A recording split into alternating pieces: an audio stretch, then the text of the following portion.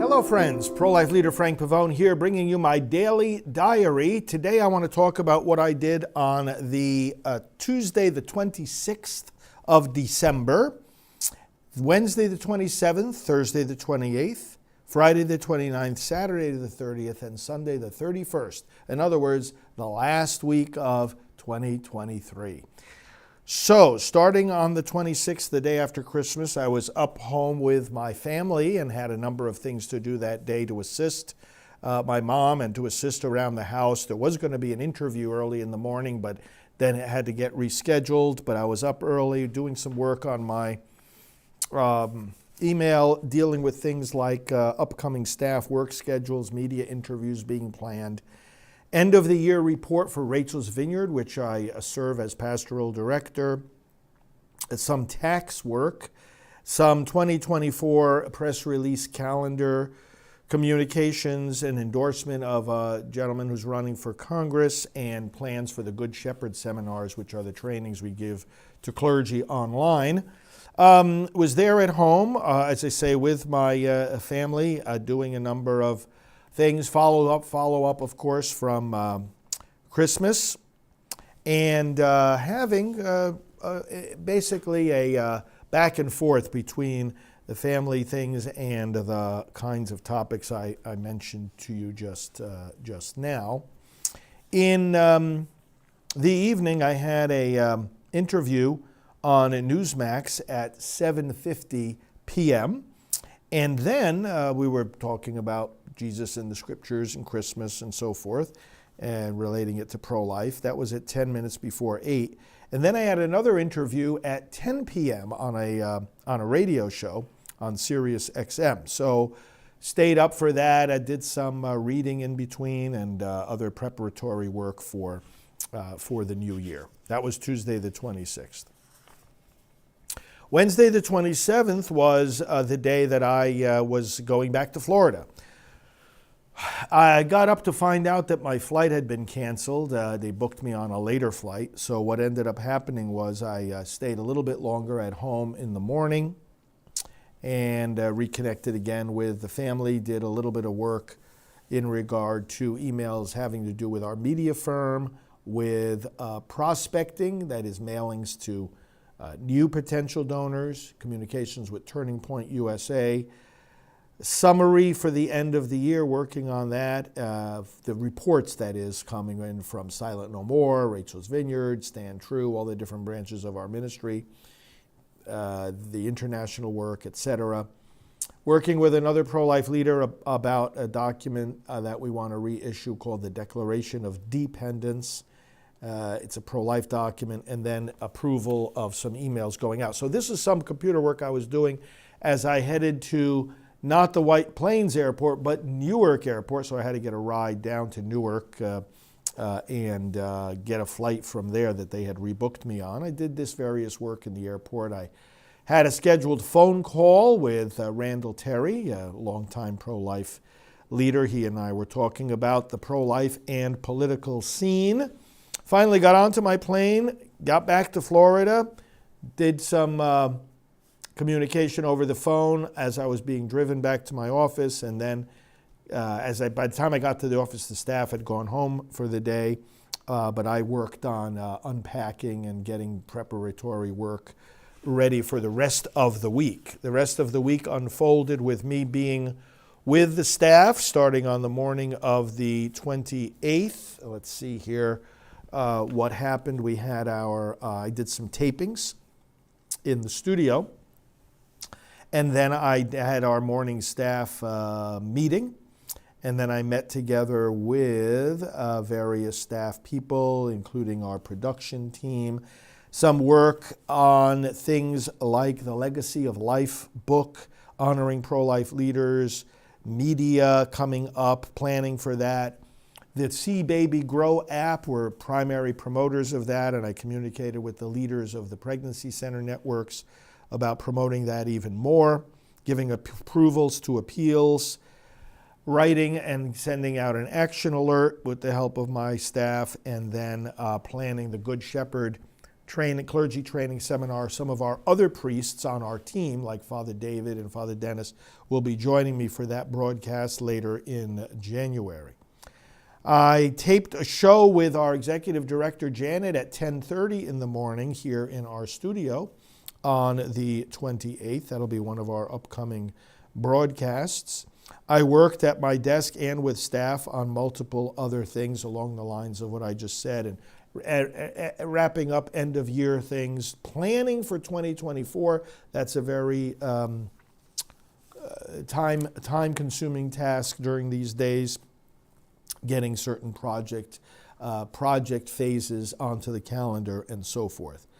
At 4 o'clock, I had a radio/podcast program for an hour that I pre-taped here in the studio, and did some other tapings in the interim, and then later that evening just had some dinner and quiet evening work. 29th, Friday of December, again, staff briefing in the morning, did some taping here in the studio, did some meetings with staff, taped at 10:45 a Praying for America program for the evening, had an 11:30 call with Ralph Reed, and also with Deacon Keith Fournier right after that about lots of plans for this upcoming election year.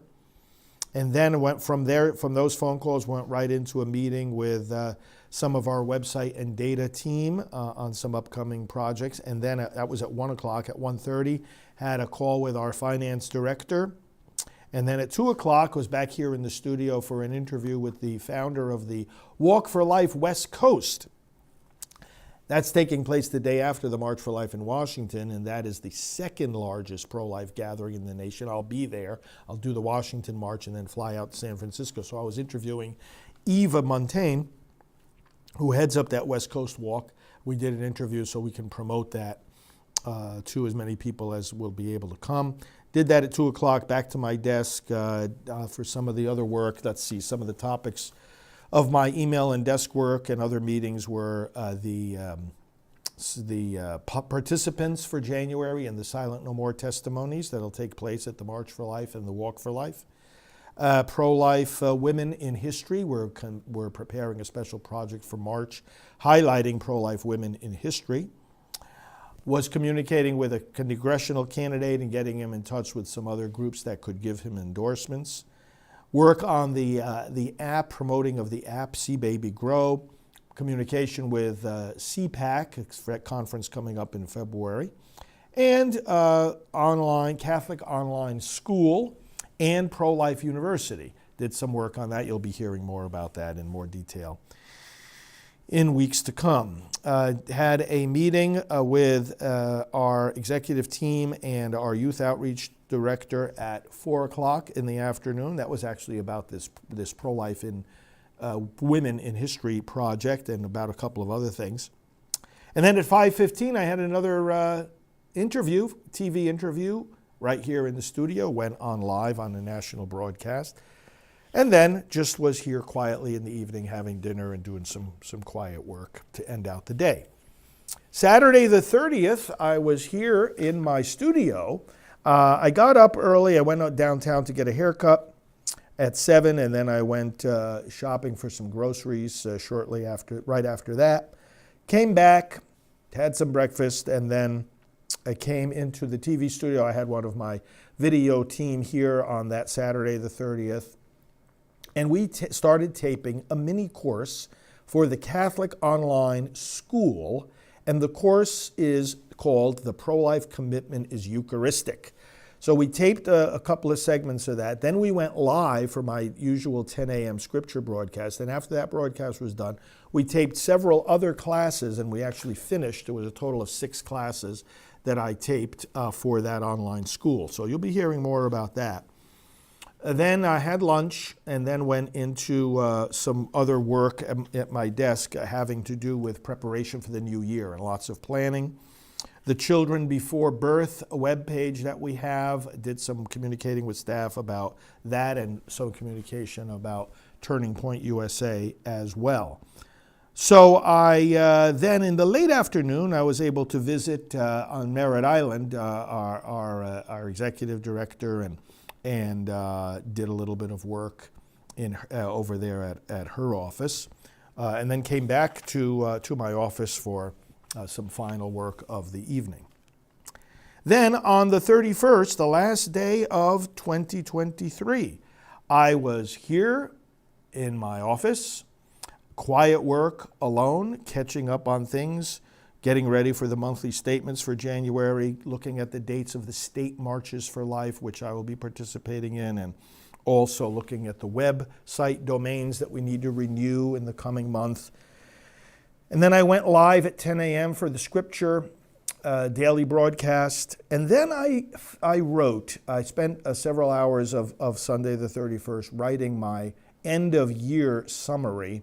I write a personal essay summarizing my activities, my life, personal as well as professional, and it's a good exercise, sort of like an aspect of keeping a diary, but it's a form of an essay at the end of a year.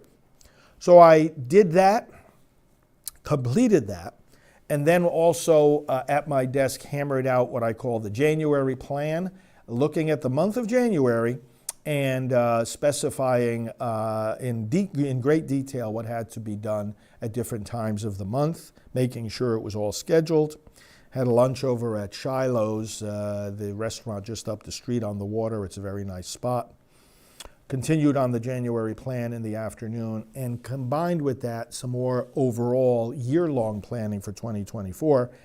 And then, of course, excitedly got ready for the change over from one year to the other. Now, I signed a lot of birthday cards in the evening to our donors for the coming month, and then tuned into the Newsmax, had a great coverage of New Year's Eve and covering the dropping of the ball in New York City, and something I, of course, watch each year. And I had just the celebration myself, just a prayerful, sort of like a little a personal prayer time as we transitioned from one year into the other. And I posted some things on social media and just prayerfully finished the year, watching the coverage and then praying into the new year with great and tremendous joy, and went to bed, I guess, about 12:40 or so, 12:45, as the new year had begun. So I hope you had a good welcoming of the new year as well. I am ready, and I will continue bringing these daily diary updates as a form of accountability, transparency, and also celebration of the work that I never get tired of doing. I love it just as much now as I did the very first day. In fact, more so, and enthusiastically working together with you and the whole pro-life movement. God bless you. We will talk to you soon.